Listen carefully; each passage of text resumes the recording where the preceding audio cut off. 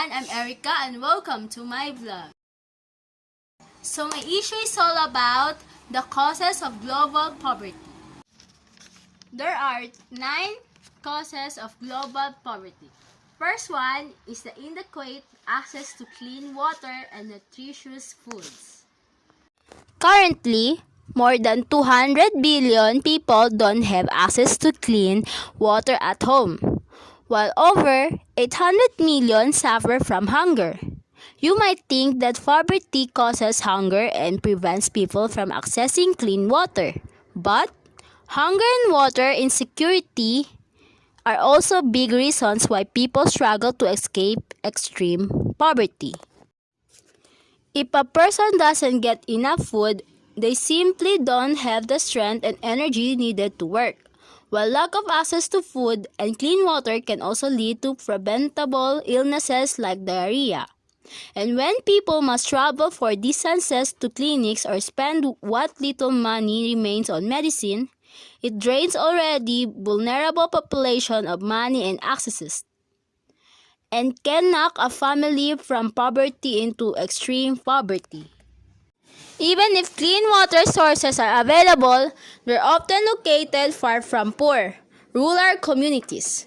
This means that women and girls collectively spend some 200 million hours every day walking long distances to fetch water.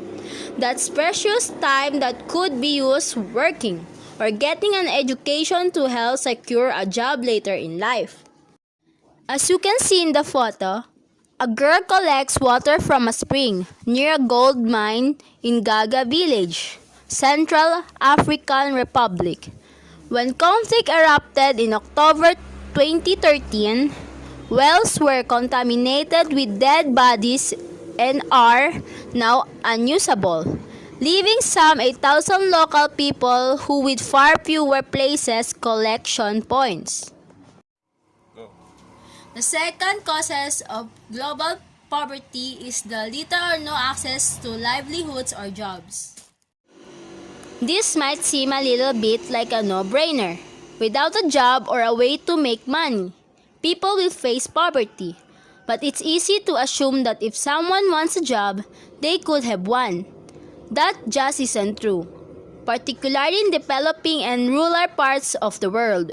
Dwindling access to productive land, or often due to conflict, overpopulation, or climate change, and overexploitation of resources like fish or minerals increasing pressure on many traditional livelihoods. In the Democratic Republic of Congo, or DRC, for example, most of the population lives in rural communities where natural resources have been plundered over centuries of colonialism, while conflict over and disputes has forced people from the land they relied upon for food and money. Now, more than half of the country lives in extreme poverty. While consistent work and low-paying jobs can land a family in poverty, absolutely no work means that a family can get by without assistance. The third causes of global poverty is the conflict. Conflict can cause poverty in several ways. Large-scale, protracted violence that we see in places like Syria can grind society to a halt, destroy infrastructure, and cause people to flee, forcing families to sell or leave behind all their access. In Syria, around 70% of the entire population now lives below the poverty line. This is a country where extreme poverty was once very rare. Women often bear the brunt of conflict. During periods of violence, female-headed households become very common. And because women often have difficulty getting well-paying work and are typically included from community decision making, their families are particularly vulnerable. But even small bouts of violence can have huge impacts on communities that are already struggling. For example, If farmers are worried about their crops being stolen, they won't invest in planting. Women are particularly vulnerable in these kinds of conflicts too, as they often become the targets of sexual violence while fetching water or working alone in the fields. As you can see in the photo, a woman walks through a field in Malawi. The third causes of global poverty is the inequality. There are many different types of inequality in the world, from economic to social inequalities like gender, caste systems, or tribal affiliations. But no matter the inequality, it generally means the same thing: unequal or no access to the resources needed to keep or lift a family out of poverty. Sometimes, inequalities are obvious, but in other situations, it can be subtle. For example, the voices of certain people or groups might not be heard in community meetings, meaning they don't get a say in important decisions. Regardless, these inequalities means that the people affected don't have the tools they desperately need to get ahead. And for already vulnerable families, this can mean the difference between being poor or living in extreme poverty. The fifth causes of global poverty is the poor education. Not every person without an education is living in extreme poverty, but most of the extremely poor don't have an education. And why is that? There's a lot of barriers stopping children from going to school. Many families can afford to send their children to school and need them to work. More still, don't see a benefit in educating girls. Education is often referred to as the great equalizer. And that's because education can open the door to jobs and other resources and skills that the family needs to not just survive, but thrive. UNESCO estimates that 171 million people could be lifted out of extreme poverty if they left school with basic reading skills. And with even more education, world poverty could be cut in half. 6. Climate change. You might be stunned to learn that the World Bank estimates that climate change has the power to push more than 100 million people into a poverty over the next 10 years. As it is, climate events like drought, flooding, and severe storms disproportionately impact communities already living in poverty. Why? Because many of the world's poorest population rely on farming or hunting and gathering to eat and earn a living. They often have only just enough food and access to last through the next season, and not enough reserves to fall back on in that event on a poor harvest.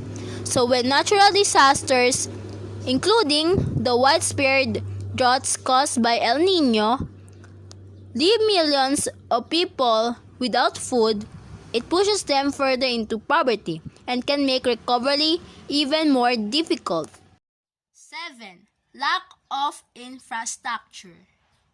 Imagine that you have to go to work or to the store, but there are no roads to get you there, or heavy rains have flooded your road and made it impossible. What would you do then?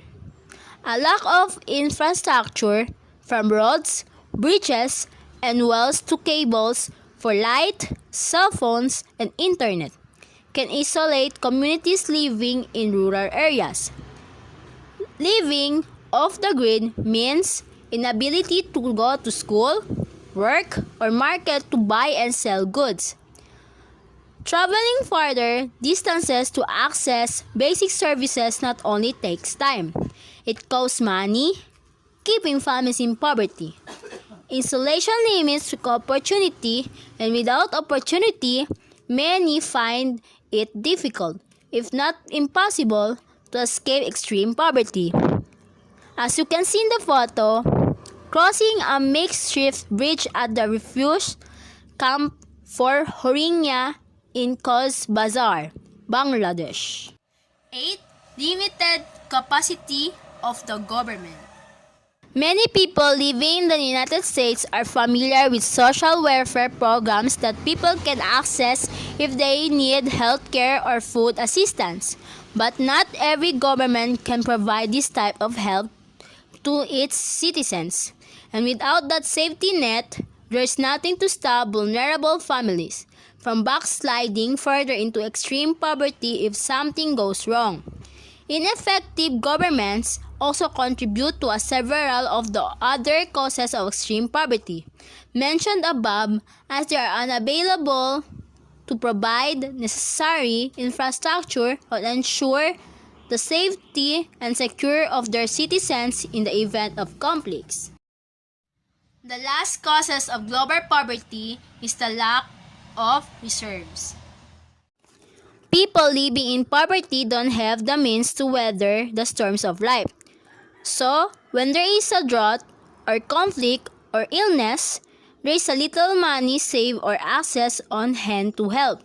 In Ethiopia, for example, repeated cycles of drought have caused harvest after harvest to fail, causing a widespread hunger crisis. To cope, families will pull their children from school and sell off everything they own to eat. That can help a family make it through one bad season, but not another. For communities constantly facing climate extremes or prolonged conflict, the repeated shocks can send a family reeling into extreme poverty and prevent them from other recovering. Bye! Thanks for watching. Hit the notification bell below and subscribe. See you in my next vlog.